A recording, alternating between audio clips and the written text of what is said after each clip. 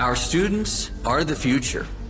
How we advance innovation and impact and approach equity in their classrooms will determine how we thrive as a world community. The status quo just won't cut it. That's why we're here to break the grade. Hello, breakers and difference makers. I'm Josh Chernikoff, host of How I Broke That. I'm a two-time entrepreneur in the education space, and I've successfully exited both of those companies. I've experienced my fair share of breaks in my life, and I'm here to bring my signature approach to my new show, Breaking the Grade. I'm embarking on this special journey alongside my good friend and mentor, John Gamba, Director of Innovative Programs and Entrepreneur in Residence at Penn GSE. In our podcast, you'll hear from emerging business owners in the education space who are working to transform education as we know it. Tune in as we hear about industry trends, unique principles and practices, and the attempts that have and haven't worked for our grade-breaking guests. So fellow entrepreneurs and educators, what do you think? Are you ready to take a hammer to the education space and break the grade?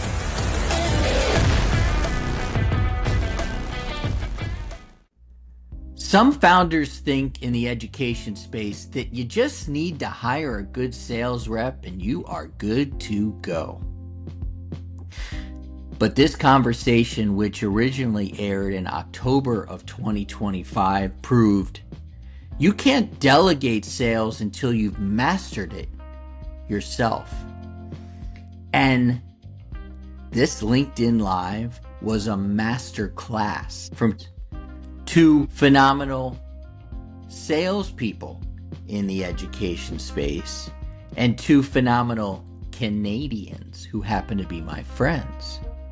The first one was Karim Kuperhause, and he's the founder of Higher Sales. He was originally on this LinkedIn Live. And then I had the crazy idea because my good friend Rose Hastreiter, CEO of Leonti 3C, was doing all this texting on the LinkedIn Live, commenting. And I said, you know what? Let's bring Rose on. And it was great that we did because we didn't just talk tactics. No. I believe the three of us delivered a masterclass on founder-led selling, uncovering and facing objections, and building a repeatable process for your sales. So if you've been struggling with stalled deals, team handoffs, or sales that just won't stick, this could be your reset. And I guarantee you, this will be a fun conversation for you to listen to. Because you can't delegate what you haven't validated. And this episode shows you how to do both. I hope you enjoy it. Welcome to Breaking the Grade.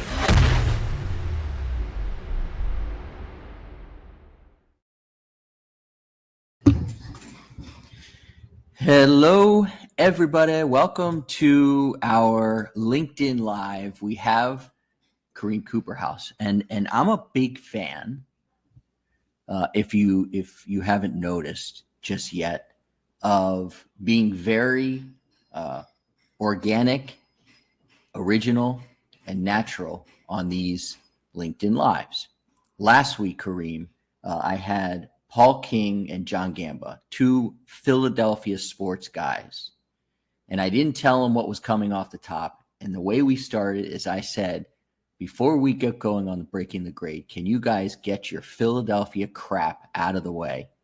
Talk Eagles, talk Phillies, so that we can all move on.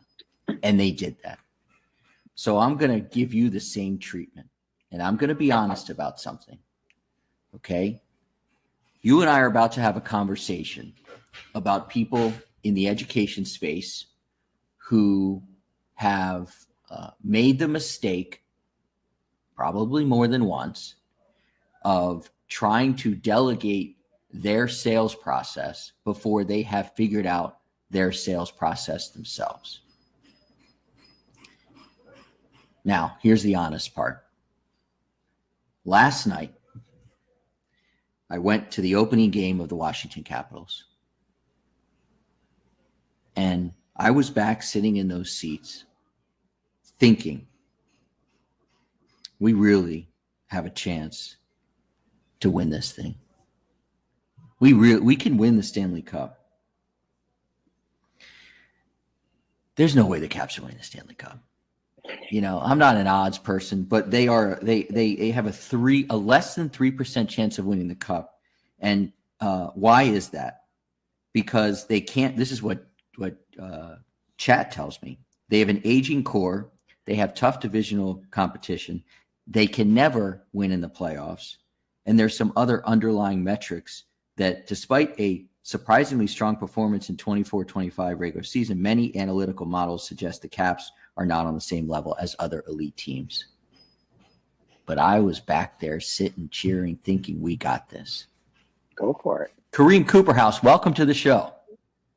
It's a pleasure to be here, Josh. It's a real honor. And I'm glad you weren't going to talk about the Blue Jays. Because no, they showed the way yesterday. I stay away from baseball a little bit right now. And especially, you know, because I might have a little bit of baseball guilt because I sit here in Washington and you're sitting in Montreal. Yeah. And we kind of grabbed your team. Well, we have our one Canadian team, which is the Blue Jays. And so although there's a huge rivalry between Montreal and Toronto in terms of hockey, when it comes to baseball, we root for Toronto. Wonderful. And I'm proud of them for knocking off the Yanks. Yeah. Karim, if you can, please give people a quick kind of update on who you are and your history. And then we are going to get into this topic here of a mistake that many ed tech founders have made, and potentially multiple times, when it comes to delegating their sales before really figuring it out themselves. But first, floor is yours. Tell us who you are, please. Sure. My name is Karim Kuperhause. I like to tell people I started my sales career as a kindergarten teacher. I did my Bachelor of Education here in Montreal at McGill University, went on to do my master's, was an elementary school teacher for 12 years, and then transitioned to EdTech sales, which I've been doing now for the last, 15 years or so. And so I work with different EdTech companies, trying to get them to grow and scale. And you're bringing a great topic to the conversation because it actually came up this week. I was talking to a startup out of Toronto, actually.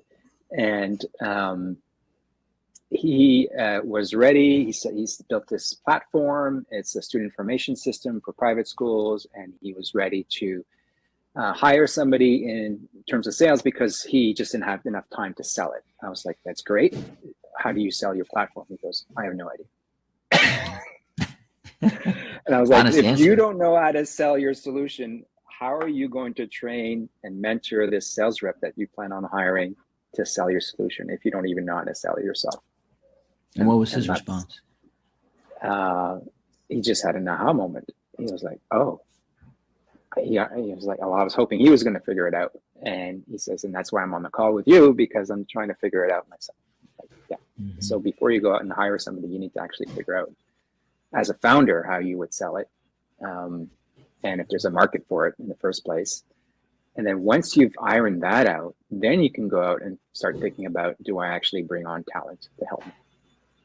One of the aha moments I had talking with my team, talking with my chat GPT, which is trained up to know me really well, and the Ed Sales Elevation experiences, we came to this idea that delegating sales too early is the fastest way to stall your pipeline. Yep. To lose leads and to waste months of effort. Have you seen that before? Obviously, it sounds like it reared its ugly head this week, but when else have you seen that happen where delegating the sales too early can actually stall your pipeline, lose you leads, and waste months of effort? I've seen it over and over again at different stages. I mean, obviously, I've seen it at the startup stage, which is the easiest to pinpoint. But I've seen it with mature companies as well. And so I've traditionally done a lot of help around growth and scale for US companies trying to enter the Canadian market, or vice versa, Canadian companies, edtech companies trying to enter the US market. And what they'll often do is just spin up a team and say, all right, go sell, right? If you're a US company, go sell into Canada, or vice versa. The Canadian team spins up a team and says, go sell into the US, not truly understanding how to sell in that market. And you can almost also see it internally within the US. If you're a company based out of, I don't know, Florida, and you're trying to, and you're done really well in Florida, or maybe you're based in Jersey and you've done really well in Jersey with local school districts, and then you decide, you know what, we're going to go expand into California. Mm-hmm. It's not the same.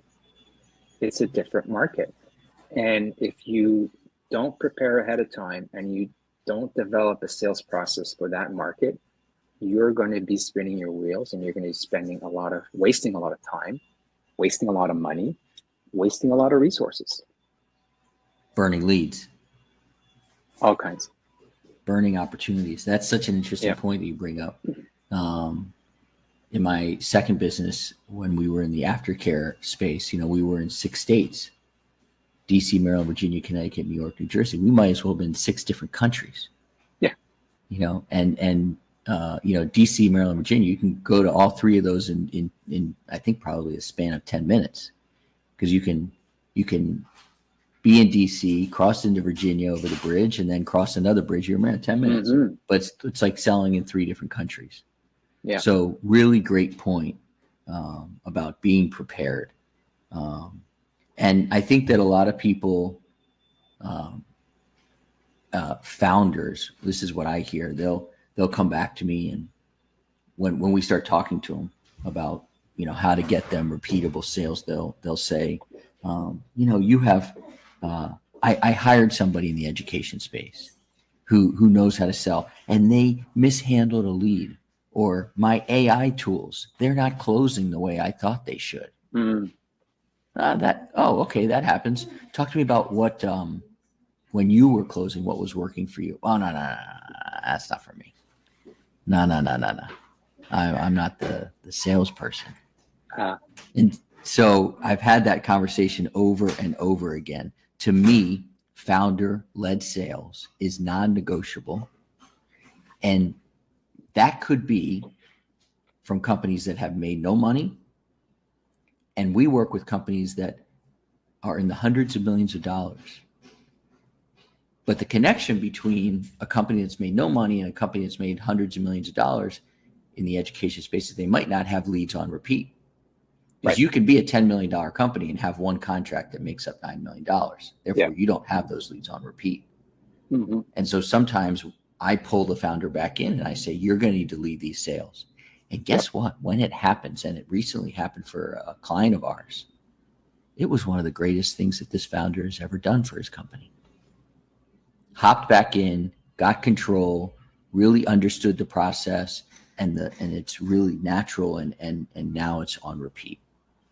So prove me wrong. Founder-led sales is non-negotiable. Is it negotiable? It's not. That's where it all starts. And I would argue that it's becoming more and more important because it's so much easier now to get into the edtech space, especially if you're building AI native. I mean, you can take any legacy system out there right now and duplicate it in a very short period of time.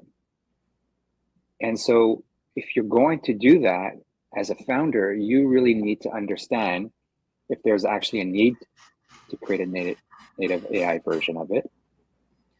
And which means you need to have boots on the ground. You need to be close to the people who are going to be using your platform. And it's during that conversation, during that back and forth, where you're co-building with your potential customers, right? That you truly start understanding what the value proposition is, what you're really solving for.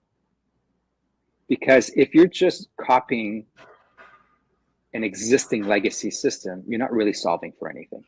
Maybe you'll be able to offer the same platform at a lower price, but you're not really solving for anything. And so that founder-led initiative, that founder-led growth, that founder-led co-building with your potential prospects and your customers is key. That's how you unlock the entire thing. And when you are co-building, you are potentially there in the room, virtual or not, to hear objections.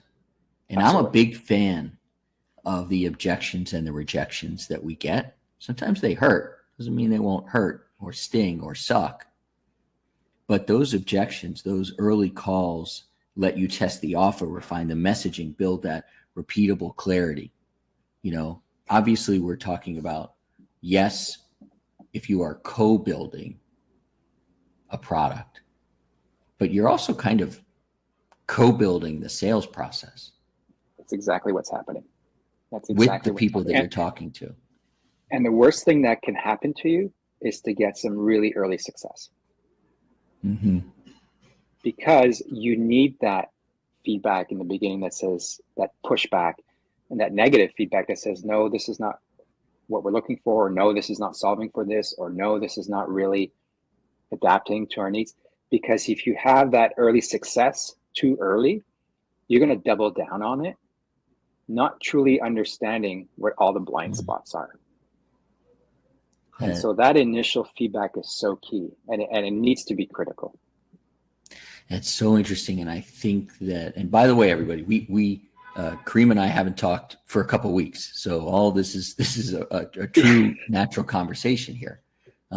What you're saying, I think, is at the root of the, why we have businesses, is that a lot of people in the education space who, maybe they're a teacher, they see the solution, they know the problem, they can solve it. They go to their principal and say, I want to try this out. Great. Principal says, it's okay, minimal success, but yeah, this is great. You're really helping a lot. And then that wonderful teacher says, hey, can you tell principal so-and-so down the road? Okay, and they tell principal so, and you get to 3 or 4 schools and you think you've conquered the world. Mm-hmm. And so you have that early success. And as opposed to kind of having those early tough conversations that lead to, I think, more success further down the road and a more scalable product. Have you ever experienced that? Because you started your own businesses, yes? Yep. And can you kind of take us back to when you started your business? Because I want people to know that you're not just sitting here, sitting on in your ivory tower here. You've been there, done that. You've rolled up those sleeves. Yeah, it was interesting because we came, you and I are in our businesses were in a similar space. I was in the after school market as well in terms of tutoring, and it actually started very humbly, me tutoring students after school. So I was teaching during the day, and then some parents in my neighborhood where I lived wanted tutoring for their kids. And so I was doing that after school. And through a friend of a friend, there was a local school principal who was looking to actually have tutoring after school. And we got connected. And that following year, I ran an after school program in that principal's school. Super successful. Everything went great. And so the following year, there's a second principal down the street, and then a third principal. And then all of a sudden, before I knew it, I was running programs in 12 different schools. And they were all within sort of close vicinity, give or take, to where I lived. And so I was hiring tutors. And what happened is that it was really hard to manage all of these tutors. And at the time, I was looking at possibly opening up a Kumon franchise. And it dawned on me, I'm like, why would I pay all these fees to open up a Kumon franchise when I'm a teacher?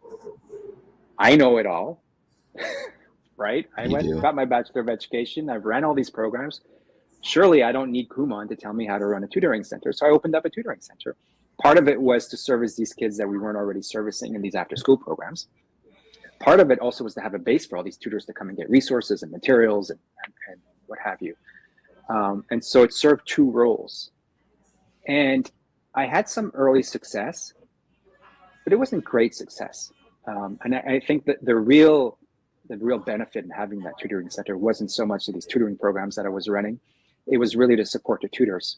Because the challenge with these tutoring programs was you could, in the after school programs, is that you could only do an hour or two after school. And if you, as a tutor, wanted more hours, that was it. Right. But now by having a tutoring center, those tutors who wanted more hours could come to my tutoring center afterwards and finish out the evening with other students. And so that the model in the end ended up being not so much to service students for the tutoring center, that is, it was really more of an opportunity to help find a way to retain my tutors and give them the support that they needed. And so in the end, that became gravitas for my tutoring centers. And so I ended up opening another one at the other part of town because I started running a lot of programs in schools, directing schools in that part of town. And then I did that again in another part of town. So at one point I had 3 tutoring centers, and they're all doing fine in terms of a standalone. But the real benefit came from actually providing a location, a focal point for my tutors to come and get support and additional hours. And so it was interesting because had you told me from the onset that the purpose of these tutors was really not so much for the students and the parents, but really to help support the tutors, I would have said, I'm not doing this. This is stupid. Doesn't make sense. But in the end, that's the model, and that's how it developed. And I never would have figured that out had I not actually just gone into it. And that's part of the process, right, of starting a business is you can plan all you want. You don't get clarity until you start building and putting it out there and seeing how the market reacts. So that feedback is key. Okay, so you're telling me the Caps have a chance to win the Cup?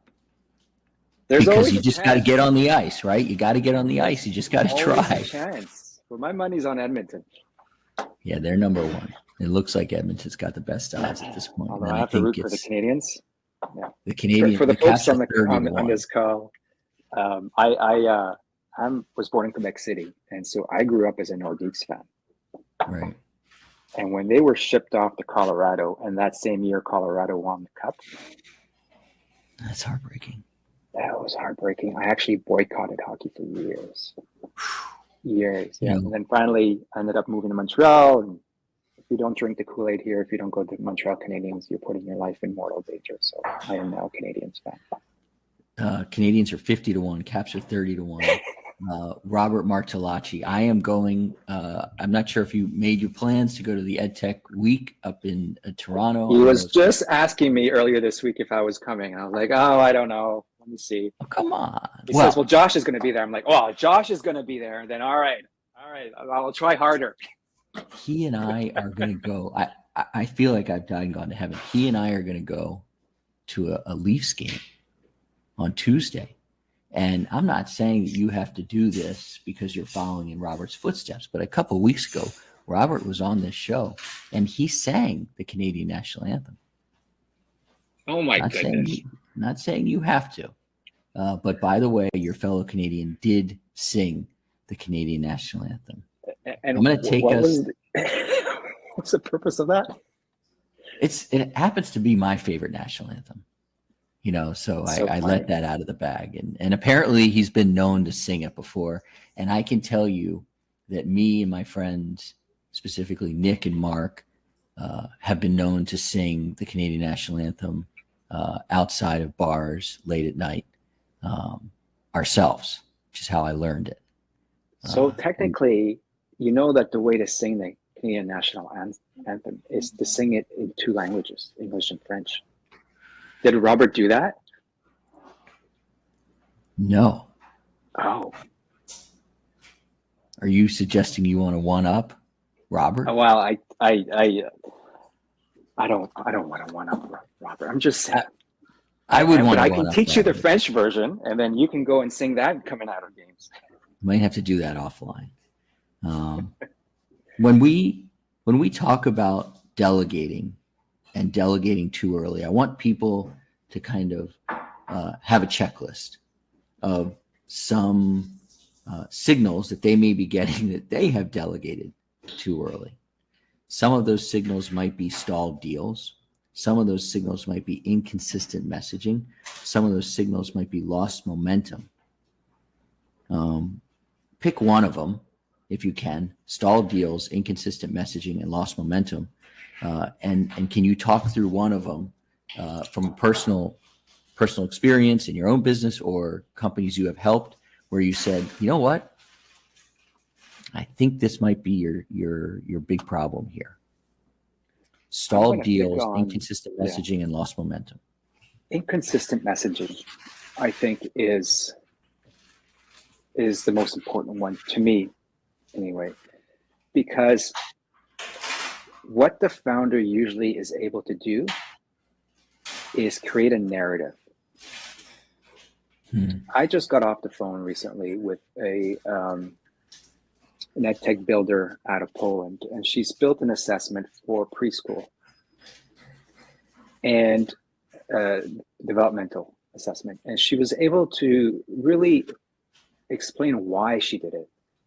And she had a friend, and she had lots of friends who were concerned because their kids didn't seem to be at level. And it turns out one of them was autistic. And so she had a story behind it. She had her why, right?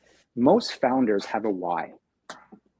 And that comes across in their founder-led sales process. Even if they don't have a process that they've documented and fleshed out, it comes out. Their story comes out, their narrative, right?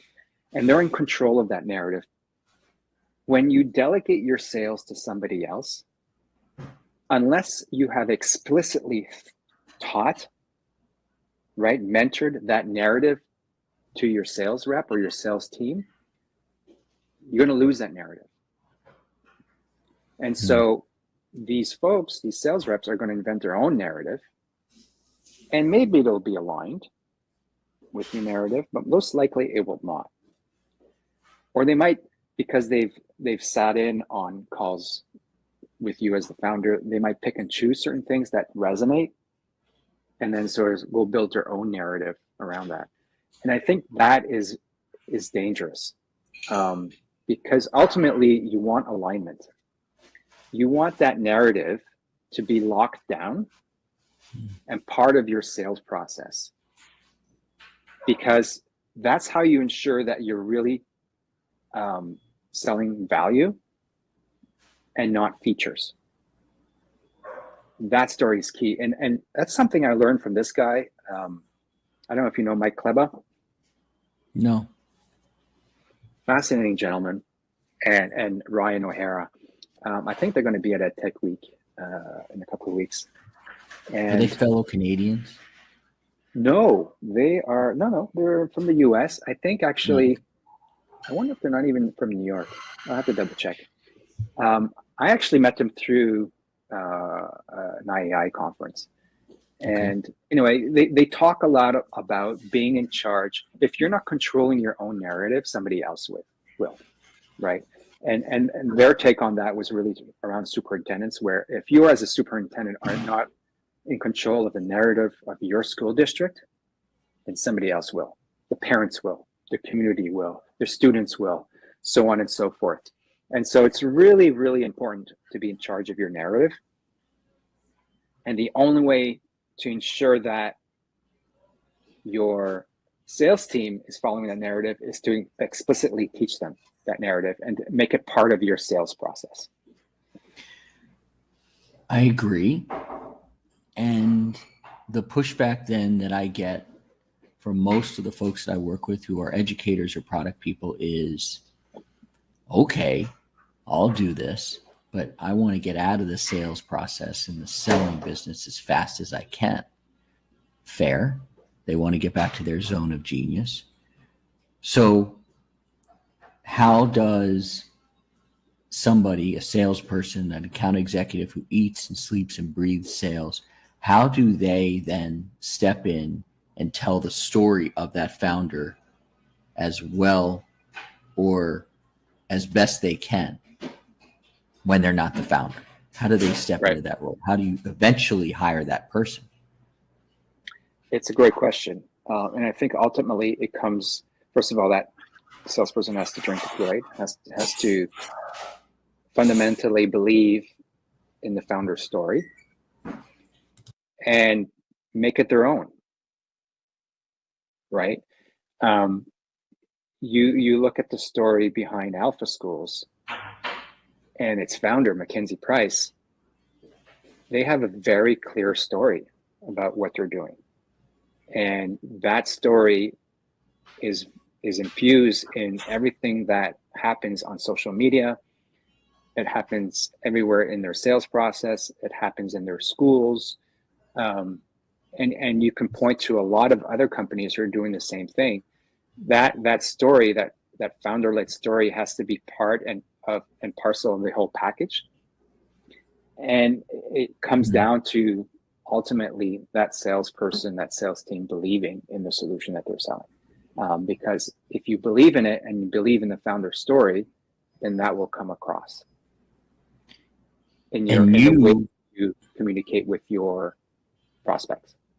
And you are drinking specifically that Kool-Aid of Alpha Schools, right? Like, yeah. If I understand correctly, and we can tell more about how the work you do with them, but it just dawned on me from what you were saying that founder-led sales, and maybe I'm just getting to this party, but founder-led sales doesn't mean that it's the founder always delivering the message. No. Can you be an account executive or a salesperson and still doing founder-led sales because it's based on the founder? Am I just getting to this party? You can. And I think you'd actually, at that point, don't need the founder anymore, as long as there's a way to showcase the founder's story. And maybe it's because, the founder is constantly on social media, sharing their story, sharing their narrative. Maybe it's in blogs, maybe it's in a newsletter, maybe it's at conferences, or maybe what you do is later in the sales process, when you're getting close to closing a deal, you bring in the founder for a cameo, right? And that's something I've done a lot in the past, especially with the smaller. I've worked with a number of sort of smaller scale-ups where I have come in as salesperson number one, right? And it's all been founder-led. And so as a founder, I can understand how you would be scared to just hand it off, but you do, because you got so many other things going on. And the reason that you're bringing on the salesperson is because you don't want to deal with sales anymore. But you do have to, but being able to liberate yourself to do those cameos once in a while is so powerful, because you come in to reinforce that story and ultimately to close the deal.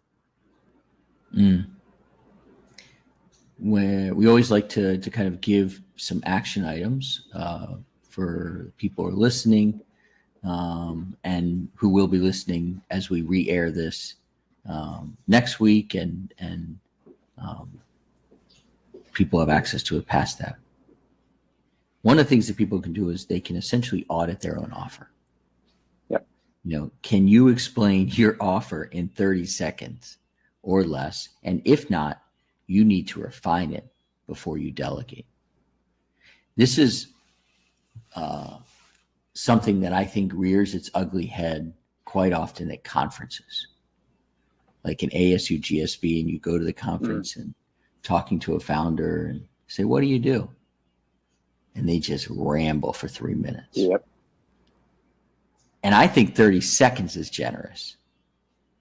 I think it should be, probably half of that. I agree. It kind of goes back to your LinkedIn headline and the formula we use. I help who, using what method, get which results.